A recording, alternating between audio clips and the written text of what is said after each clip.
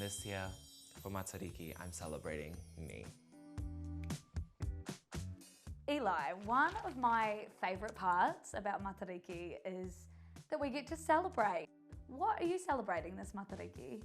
This Matariki, I'm just celebrating the big and small wins that I've accomplished. Like with my drama production for school and just my friends and stuff.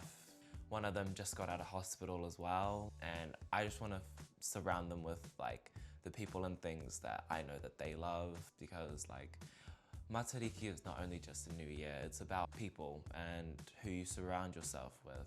So when you're thinking about other young people like yourself, what would you say to them to encourage them to get involved in Matariki? Just participate.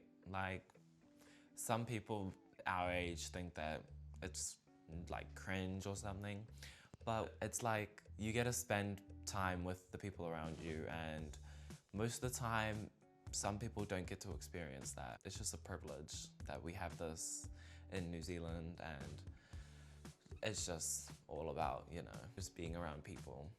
Yeah, that's just mainly what Matariki's about. Manawatia a Matariki.